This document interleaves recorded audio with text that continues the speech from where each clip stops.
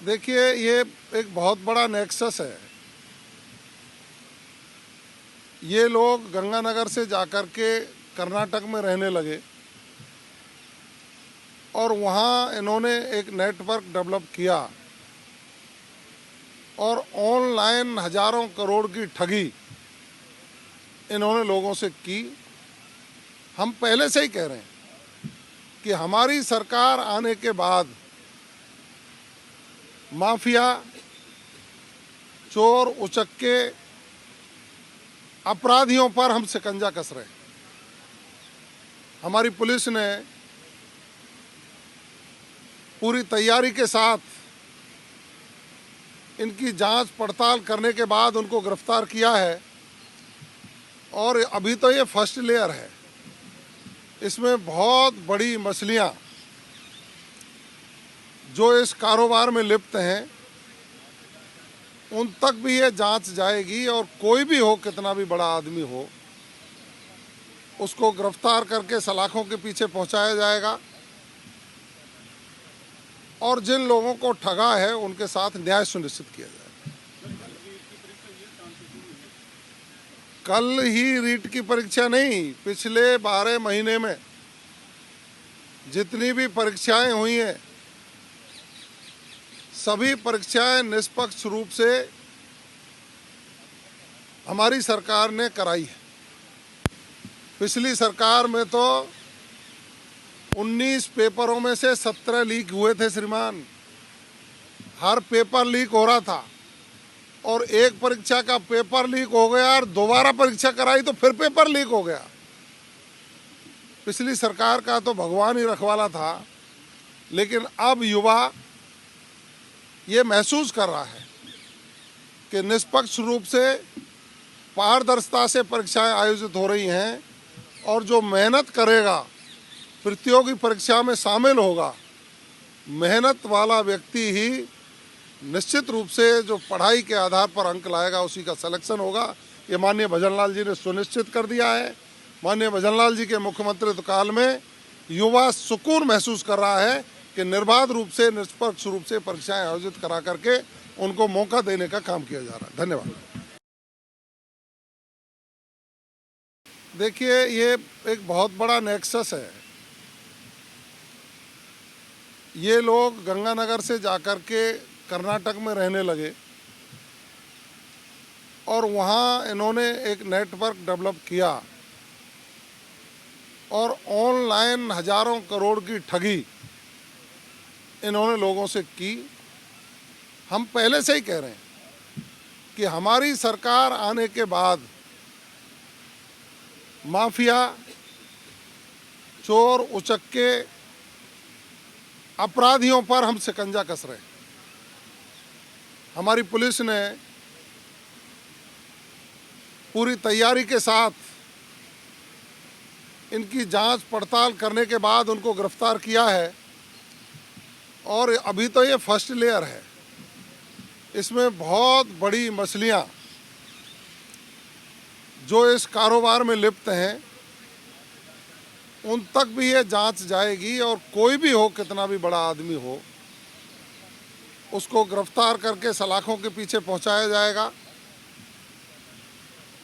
और जिन लोगों को ठगा है उनके साथ न्याय सुनिश्चित किया जाएगा। कल ही रीट की परीक्षा नहीं, पिछले 12 महीने में जितनी भी परीक्षाएं हुई हैं सभी परीक्षाएं निष्पक्ष रूप से हमारी सरकार ने कराई है। पिछली सरकार में तो 19 पेपरों में से 17 लीक हुए थे श्रीमान। हर पेपर लीक हो रहा था और एक परीक्षा का पेपर लीक हो गया और दोबारा परीक्षा कराई तो फिर पेपर लीक हो गया। पिछली सरकार का तो भगवान ही रखवाला था, लेकिन अब युवा ये महसूस कर रहा है कि निष्पक्ष रूप से, पारदर्शिता से परीक्षाएं आयोजित हो रही हैं और जो मेहनत करेगा, प्रतियोगी परीक्षा में शामिल होगा, मेहनत वाला व्यक्ति ही निश्चित रूप से जो पढ़ाई के आधार पर अंक लाएगा उसी का सिलेक्शन होगा। ये माननीय भजनलाल जी ने सुनिश्चित कर दिया है। माननीय भजनलाल जी के मुख्यमंत्रित्व काल में युवा सुकून महसूस कर रहा है कि निर्बाध रूप से, निष्पक्ष रूप से परीक्षाएं आयोजित करा करके उनको मौका देने का काम किया जा रहा है। धन्यवाद। देखिए, पिछले 6-7 दिन से विधानसभा में कांग्रेस के साथी नहीं आ रहे थे। कल वो पहुंचे, प्रदेश के यशस्वी मुख्यमंत्री आदरणीय भजनलाल शर्मा जी ने हस्तक्षेप किया और जब वो उनसे मिलने आए तो माननीय मुख्यमंत्री जी ने यही कहा, चाहे पक्ष हो या विपक्ष हो, उनके क्षेत्रों की जनता उन विधायकों को विधानसभा में इसलिए भेजती है कि हम जनता के हितों की बात सदन में उठा सकें और उनका उचित समाधान किया जा सके। जिस तरह से विपक्ष के लोग सदन को छोड़ करके बाहर बैठे हैं, उससे कांग्रेस के लोग जनता का ही नुकसान कर रहे हैं। हमारी सरकार कृत संकल्पित है कि जो समाज 4 जातियों से बना है, गरीब, किसान, महिला और युवा, उन सबका हम समेकित विकास कर सकें, सर्वांगीण विकास कर सकें, इसकी परिकल्पना को लेकर के भारतीय जनता पार्टी की सरकार राजस्थान में बनी है। तो उन्होंने विपक्ष के साथियों को कहा कि आपको भी सदन में रह करके अपनी बात करनी चाहिए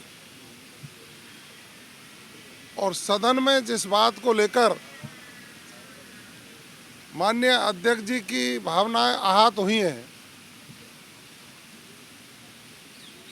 उसके लिए विपक्ष के साथियों को क्षमा याचना भी करनी चाहिए।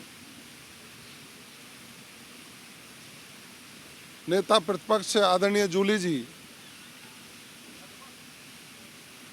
उन्होंने माननीय मुख्यमंत्री जी की बात का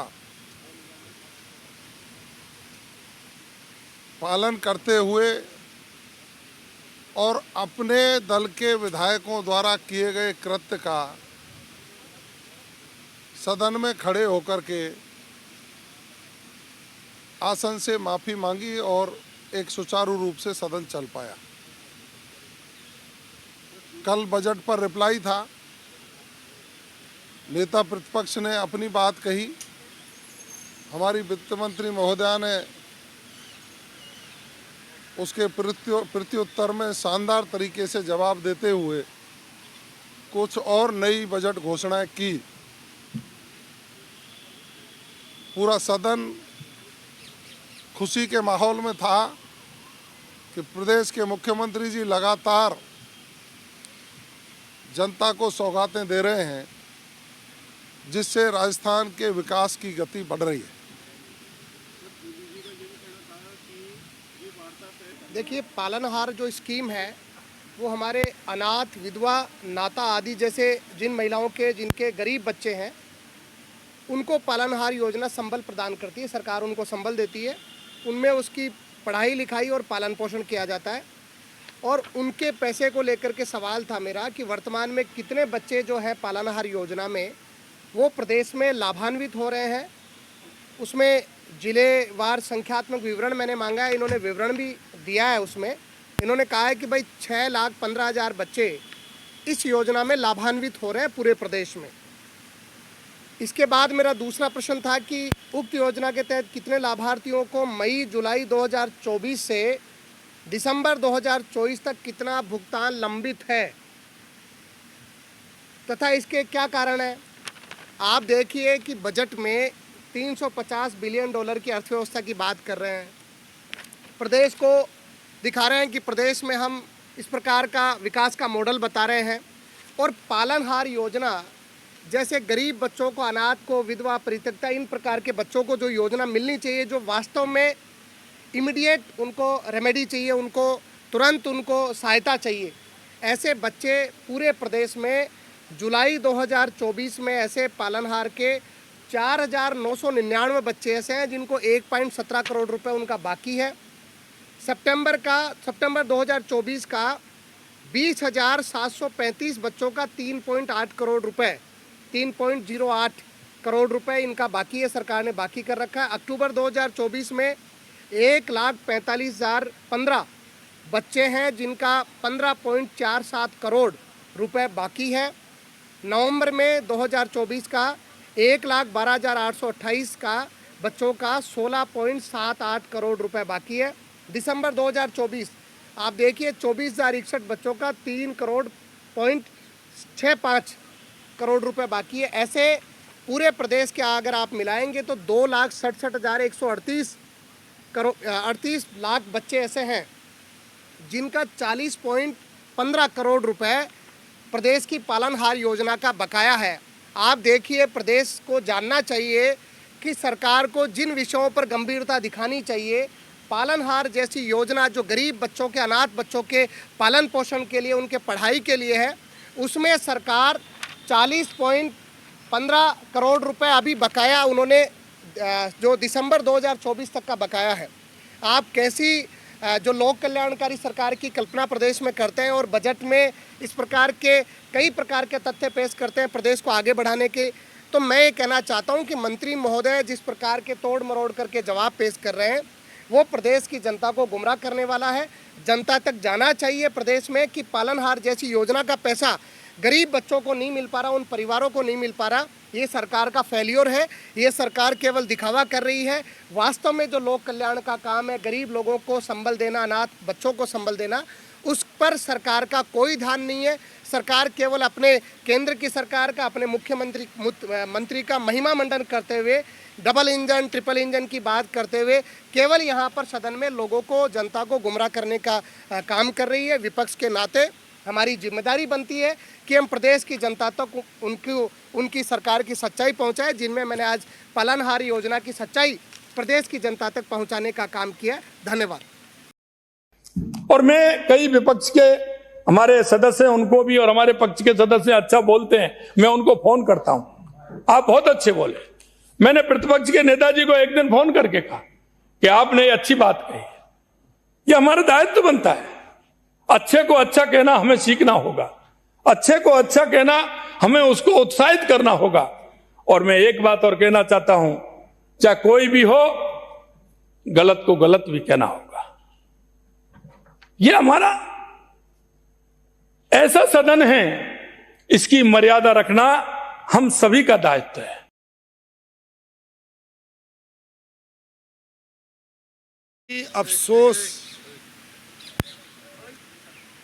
बड़े ही अफसोस और दुख के साथ बोल रहा हूं कि श्रद्धेय पंडित दीनदयाल उपाध्याय जी की मूर्ति डीडवाना में बरसों से लगी हुई थी। पहले भी 3 बार इनको तोड़ा गया, जब भी कोई कार्रवाई नहीं हुई। और तत्कालीन मुख्यमंत्री माननीय भैरू सिंह जी शेखावत के टाइम में, जब भाबड़ा जी उप मुख्यमंत्री थे, उसमें सुरक्षा व्यवस्था की गई थी। लेकिन दुर्भाग्यपूर्ण बात यह है कि इस मूर्ति को, जो मूर्ति का जीर्णोद्धार हो रहा था, उस पूरे सर्किल को तोड़फोड़ कर दी गई। और उसके पूरे चित्र में आपके सामने प्रस्तुत करूंगा। ये देखिए, और पिछले 1 महीने से ये टूटी हुई पड़ी है। ये देखिए आप, मलबा पड़ा है। लेकिन वहाँ सरकार में इतना भी नहीं है कि उसको हटवा दे। और जिला कलेक्टर ने जो रिपोर्ट भेजी है वो भी आज हाउस में आई है। ये कह रहे हैं कि एक आदमी है जो कभी कभी उत्तेजित हो जाता है और वो तोड़ देता है। मैं कह रहा हूँ कि पंडित दीनदयाल उपाध्याय जी जो अंत्योदय के प्रेरणाता थे और मतलब जिन्होंने अलग अलग थ्योरी दी, ऐसे व्यक्ति जो जनसंघ के अध्यक्ष भी रहे, बहुत बड़े विचारक हैं और जिनके विचारों पर भारतीय जनता पार्टी पूरी खड़ी है, ऐसे व्यक्ति की मूर्ति को भी इतना लाइटली ले रहे हैं, ये दुर्भाग्यपूर्ण है। और आज हाउस में जो गृह मंत्री जी ने जवाब दिया उससे मैं बिल्कुल असंतुष्ट हूँ। मेरी पुनः मांग है, इससे पहले भी इस मूर्ति को खंडित किया गया था उस समय पुलिस लगाई गई थी और 90 से 2003 तक 3 बार इस तरीके के कृत्य हुए और फिर उसी गिरोह ने इसको तोड़ने का काम किया है। तो सरकार उसके खिलाफ कार्रवाई नहीं कर रही है, ये दुर्भाग्यपूर्ण है। इनकी कथनी और करनी में बहुत बड़ा अंतर है। बजट रखा जिसके लिए विपक्ष ने कहा ये तो चुनावी बजट है, यानी बजट में कोई कमी नहीं थी। उनको पच नहीं रहा था कि इतना शानदार बजट रख दिया। उसके बाद दूसरा बजट आया, उसके अंदर भी कोई कमी वो निकाल नहीं पा रहे। अब वो बहुत ही अत्यंत बुद्धिजीवी बन गए हैं। जैसे वर्ल्ड बैंक का कोई होता है जो माइक्रोस्कोप के लेकर बोल रहा है कि राजस्व घाटे की बात करने लगे, जनता के हित की बात नहीं कर रहे। सड़कें बन रही हैं, पानी की पाइपलाइनें बिछ रही है, उसकी चिंता नहीं है उन्हें, राजस्व घाटे की चिंता है। वो चिंता हमारे पर छोड़िए ना, जनता ने हमारे ऊपर विश्वास करा है, सत्ता हमारे को दी हुई है, तो डबल इंजन की सरकार है, वो इसको समझ लेगी और इसकी पूर्ति पूरी तरह से कर लेगी। जनता के सामने सड़कों का जाल बिछ रहा है, बढ़िया सड़कें तैयार हो रही हैं, पानी की पाइपलाइनें बिछ रही हैं, 2 लाख नए कनेक्शन दिए जाएंगे जो पिछली सरकार नहीं कर रही थी। हर तरह से हमने युवाओं के रोजगार के लिए 60 लाख नियुक्तियां दे चुके हैं हम सरकारी नौकरियों के अंदर। हम तकरीबन 1.25 लाख जो सरकारी नियुक्तियां हैं वो नौकरियां हैं वो और देंगे। उसके साथ साथ 1.5 लाख नौकरियां हम प्राइवेट क्षेत्र में देंगे। जो हमने राइजिंग राजस्थान करा उसके अंदर न केवल देश के अंदर राजस्थान की खूबियां पहुंची, बल्कि दूर दुनिया दूसरे जो देश हैं वहाँ पर भी राजस्थान की खूबियाँ पहुँची। अब चाहे हॉस्पिटैलिटी सेक्टर हो, चाहे ऑयल रिफाइनरी का पेट्रोकेमिकल हो, चाहे लॉजिस्टिक पार्क हो, हर तरह से राजस्थान के नौजवानों को काम करने का अवसर मिलेगा। ये हमारा संकल्प है और इस तरह से हम काम कर रहे हैं। पूर्व सीएम कह रही राजस्थान में कानून व्यवस्था बिगड़ी हुई है और किसानों को अपनी मूंगफली बेचने के लिए ध्यान नहीं दे रही। जो किसानों के लिए जो पहले ही वर्ष हमने जो गेहूं के ऊपर एमएसपी की बात करी, उस पर हमने बोनस दिया 100 रुपये प्रति क्विंटल का। इस बार हमने उसको बढ़ाकर 150 रुपये बोनस कर दिया है। साथ साथ हमने 5000 किसान हम चुनेंगे जिनको हम ट्रेनिंग के लिए दूसरे प्रदेशों में भेजेंगे। 100 किसान हम ऐसे चुनेंगे जिनको हम इजराइल भेजेंगे। किसानों के लिए तो हम काम कर रहे हैं, जो एक पूरा वाटर का ग्रिड सिस्टम तैयार कर रहे हैं कि पानी की कोई कमी ना हो। ERCP के ऊपर काम शुरू हो चुका है। तो किसानों की तो इनको पिछली सरकार को तो बात ही नहीं करनी चाहिए, ना युवाओं के लिए बात करनी चाहिए। कानून व्यवस्था ऐसी है कि आज पूरे देश के अंदर जितने भी दूसरे प्रदेश हैं वहाँ से व्यवसायी राजस्थान में आने को तैयार हैं, दूसरे देश से लोग आने को तैयार हैं। जो कमी है उसको भी पूरी करेंगे और हर तरह से पुलिस प्रशासन के हाथ खुले छोड़ रखे हैं, किसी को बांधा हुआ नहीं है जैसे पिछली सरकार होती थी। मेरा तुम्हारा नहीं है, यहाँ पर सारा राजस्थान का है। राजस्थान को हम बहुत शानदार तरीके से मजबूत करेंगे। विजयनगर में एक बड़ा कांड हो गया, हिंदू की बच्चियों को टारगेट किया जा रहा है पूरे राजस्थान भर में। जैसे मैं कहने कहा कि कुछ क्षेत्र हैं जहाँ पर जो पुरानी आदतें पड़ी हुई हैं लोगों की, उन पुरानी आदतों को सुधारना की ज़रूरत है।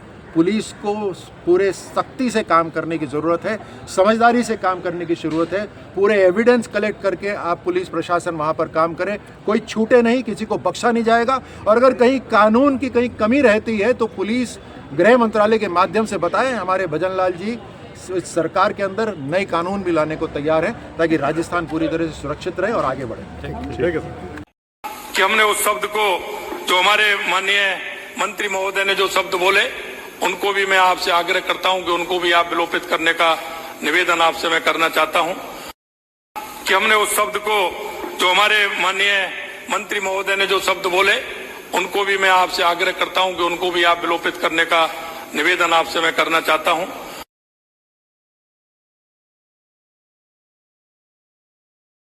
देखिए, इंफॉर्मेशन और कम्युनिकेशन ये हमेशा बहुत महत्वपूर्ण रहता है और उसके अंदर सरकार में बजट भी रखा जाता है। आप सब जितने भी न्यूज़ चैनल्स हैं वो भी एक तरह से जागरूकता का काम करती है। इंफॉर्मेशन और कम्युनिकेशन, सरकार की योजनाएं धरातल तक पहुंचे, जन कल्याणकारी योजनाएं कई बार लोगों को पता नहीं चलती, इसीलिए ये माध्यम बने हुए हैं। ये जो संगोष्ठी आज हुई है, प्रबुद्ध जन सम्मेलन हुआ है, ये भी उसी श्रृंखला में एक कदम है जहां राजस्थान सरकार और केंद्र सरकार का जो बजट जो अभी करा है उसकी जो प्रमुख उपलब्धियां हैं वो यहाँ बैठे हमारे जो बुद्धिजीवी हैं, जो कार्यकर्ता हैं, वो समझें। आपके माध्यम से मैं सभी जो आपके देखने वाले सुनने वाले हैं उन्हें कहना चाहता हूँ कि राजस्थान के अंदर हमने न केवल पहले ही वर्ष में ऐसा बजट हमने लिया जिसके अंदर आमतौर से विपक्ष ये कह रही थी कि साहब ये ऐसा बजट तो तब होता है जब चुनाव नज़दीक होता है, यानी बजट के अंदर उनको कोई कमी नहीं लग रही थी, लेकिन इस बात की मिर्ची जरूर थी कि ये तो बहुत ही पॉपुलिस्ट बजट हो गया।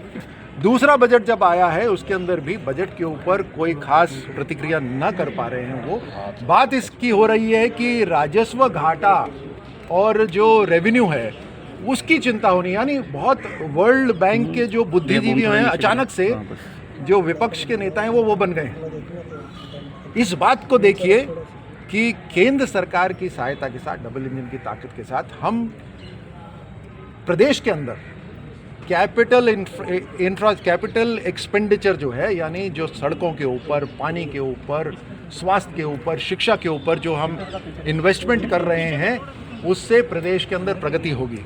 और मैं हमारे ट्रांसपोर्टेशन मंत्री जो केंद्र के हैं गडकरी जी, उनकी बात यहाँ कहता हूँ कि उन्होंने कहा था कि जब वो 100 रुपये कहीं पे लगाते हैं सड़कों के निर्माण के लिए तो वहाँ 300 रुपये का जो अर्थव्यवस्था है वो अपने आप डेवलप हो जाती है। यानी जिस भी क्षेत्र के अंदर इंफ्रास्ट्रक्चर या कैपिटल इन्वेस्टमेंट होता है, जहाँ ये सड़कें, पानी, शिक्षा, स्वास्थ्य बेहतर होती हैं, वहाँ अर्थव्यवस्था अपने आप 3 गुना बेहतर हो जाती है। तो हम राजस्थान में भी इसी संकल्प के साथ काम कर रहे हैं। इस बजट ने कोई भी वर्ग को नहीं छोड़ा, हर क्षेत्र को टच करा है, यहाँ तक कि सबका साथ सबका विकास को पूरी तरह से चरितार्थ करा है। जहाँ शायद ये पहली बार होगा कि हर विधानसभा के लिए भी 10 करोड़ रुपए दिए गए हैं ताकि वहाँ पर सड़कों का निर्माण हो, कोई भेदभाव नहीं है। तो हर क्षेत्र को, हर सेक्टर को आगे बढ़ाते हुए इस बजट के अंदर काम हुआ है। हमने युवाओं के लिए खास तौर से कहा है कि तकरीबन 60,000 नियुक्तियां दे चुके हैं। हम तकरीबन 1.25 लाख नौकरियां सरकारी इस बजट में हमने घोषणा करी है। हमने तकरीबन 1.5 लाख नौकरियां, हमने प्राइवेट नौकरियां जो हम जिस तरह से इंडस्ट्रीज़ को लेकर आ रहे हैं वो भी हमने संकल्प लिया है। उसी तरह हमने जो किसान सम्मान निधि थी उसको बढ़ा दिया है और हर तरह से किसानों के पास पानी उपलब्ध हो उसके ऊपर भी काम हो रहा है। 100 किसान ऐसे हम चुनेंगे जिनको हम इजराइल भेजेंगे, जो नई तकनीक सीख कर आएंगे कृषि के क्षेत्र में। हम 5,000 किसानों को हम पूरे देश के अंदर भेजेंगे जहाँ नई तकनीक सीखेंगे। तो हर तरह से युवा हो, किसान हो, महिला हो, हमने 20 लाख महिलाओं को अब शामिल कर लिया है लखपति दीदी के प्रोग्राम के अंदर। सेल्फ हेल्प ग्रुप के अंदर काम हो रहा है। तो किसान, महिला, हमारे युवाओं के अंदर अग्निवीर अगर जब वापस कुछ आते हैं तो हमने फायर डिपार्टमेंट के अंदर, पुलिस डिपार्टमेंट के अंदर और फॉरेस्ट डिपार्टमेंट के अंदर उनके लिए रिजर्वेशन कर दिया है। तो हर तरह से हर क्षेत्र को आगे बढ़ाने के लिए ये बजट है, क्योंकि हमारा संकल्प है कि राजस्थान की जिस ऊंचाई तक राजस्थान होना चाहिए, राजस्थान उस ऊंचाई तक पहुँचे। हमने जो राइजिंग राजस्थान करा उसके अंदर भी जो MOUs हमने करे हैं वो इसीलिए करे हैं कि ताकि रोजगार बढ़े, अर्थव्यवस्था बेहतर हो। और हम नई नीतियां लेकर आए हैं, आप सबको पता ही है, नई नीति हमने सबके सामने रखी है ताकि सबके सामने स्पष्टता रहे किस तरह से राज्य सरकार मदद कर रही है। हम संकल्पबद्ध हैं राजस्थान को आगे बढ़ाने के लिए।